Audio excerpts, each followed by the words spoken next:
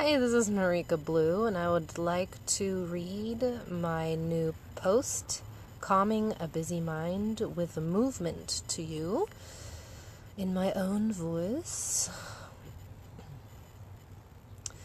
My mind was busy from the day I was born, and as a young kid, I often wondered what I should do with all of these thoughts I was having. I tried to figure it out on my own. Dealing mostly with creative thoughts, I went to art school where I learned how to manifest some of them. Creating art helped in some ways, but it didn't solve my problems.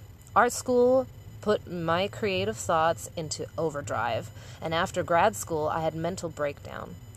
My mind felt untamed, unorganized, unmanageable, unfunctional, and this was creating a bottomless pit.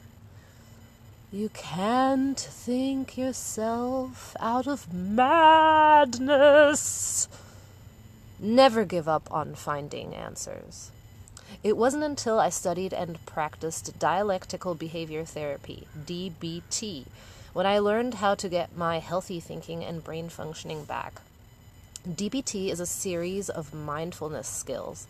I learned things like distressing skills, which redirect the mind to a calm place. Redirecting the mind is almost as easy as it sounds, but knowing this skill isn't going to be effective until you actually practice them regularly. The discipline of practicing became easier in time. Now I practice mindfulness skills throughout the day, but nothing works as much as when I use motion. Have you ever met people that can't have a conversation while walking? Moving uses a huge part of attention, and we often pause our bodies to think clearly. So now I use movement to free my mind of thoughts. I started to develop this into a movement therapy, experimenting with trying to stay in motion as often as I could. Even when I'm sitting somewhere, I micro-move and stretch while keeping my attention on my body. Any physical discomfort is addressed instead of ignored. By mindfully moving to ease my physical discomforts, I noticed that I was doing the same thing with my mind. I like saying that I'm moving the pain out of my body and out of my mind, and I want to tell other people to just move it out. So I've decided to call this movement therapy Mio. A different way to describe it would be intuitive yoga in constant mindful motion. I'm in a state of mind where I just let it do what it does, but there are attributes that inspire instruction. We're raised to sit in chairs? People are often reluctant to move. Even when I demonstrate Mio to someone and I say, move, they won't. I would love to break this restriction on movement the majority of our culture seems to have. I'd like to invite everyone to stop thinking and move right now, to just observe and describe what you feel. Some people have a very hard time turning away from their thoughts because thoughts are mostly the ego's voice, and your ego wants to fill the entire space all the time. It wants to live and thrive and make you the best version of yourself. Your ego is a very important part of your character, but it can also become toxic when engulfed in its echoes. The more you get lost in those thoughts, the less you experience life. It's vital that we let the steam out of the kettle, let the mind relax, and let it feel things outside of itself so we may experience a full life. Movement plays a key role in mental health because movement is experienced outside of the mind. DBT's de-stressing exercises were meant to make you focus on your physical body or on other external observations.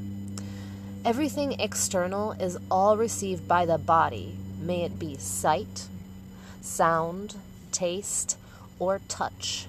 All the senses are observed through the mind-body connection. Mindfulness skills should be taught everywhere to everyone. You'll feel the effects of de-stressing right away if you redirect your attention away from your stressful thoughts to signals your body is receiving. If you find yourself judging yourself or anything around you, try to come back to a place where you're just observing things. Flip-flopping between the ego's voice and observation is normal, but with practice, this can be controlled. Once I practiced observing and describing without judgment, I transcended into an even more peaceful practice of finding calm. The more I forced myself to focus on what my body was sensing, the more detailed my body checks had to become. Observing one part of the body for so long will get redundant, but there is an infinite amount to observe. You just have to shift your attention. Some examples to shift your attention to: temperature, airflow, smells, sounds near and far, clothes touching your skin, and any other sensations of the skin. Even internal sensations can be observed, like pain or how an emotion makes you feel. While you sit and meditate like this, you might feel discomfort in certain spots of your body, and traditional meditation asks you to just observe and describe, not to interact or react, which is fantastic practice. But it was really the next DBT lesson which brought me to Mio. The next lesson was participate. Observe, describe, participate are the 3 pillars of mindful living, and it was the 3rd pillar that pushed my quality of living to the next level.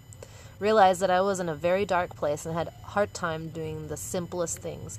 The air felt like cement I was wading through, and my mind was useless and drowning in darkness. These 3 pillars filled up my entire attention, fading the darkness out. My mind needs a lot of healthy distraction. There are pain management meditations which use the same concept. If you occupy your brain with at least 3 things to do, anything else will be hard or impossible to focus on. This technique is used by women in labor to ease the pain, for example. Now, this 3-point focus is the basis of my mental health. So as I sit here in front of my computer, I decide it's time to do a body check. And I notice a discomfort in a tiny spot. The right side of my neck is a little tense, and the tightness is slowly moving down my arm. This is the observing and describing part of the exercise. Then I stop what I'm doing, and I use Mio to move the tightness out. The duration of Mio breaks depends on what I'm feeling and how much time I have, but I try to do a minimum of 3 and as often as 10 a day. I perform body checks as often as I possibly can, especially when I'm really emotional, I'm feeling depressed. But I don't always Mio because there might not be a good time or place for it. I try to excuse myself when I really need to Mio, but it's inappropriate, and I now often do it in front of people depending on the crowd. Be brave. Move and inspire everyone around you. Mio is growing into an art form on a much deeper level as well. My impulses to move can come purely from mental agony, and my body will move to shape the emotion. It very much touches on interpretive dancing, but isn't the same. This dance form is meant to capture, transform, and release whatever dark feelings need to be exercised.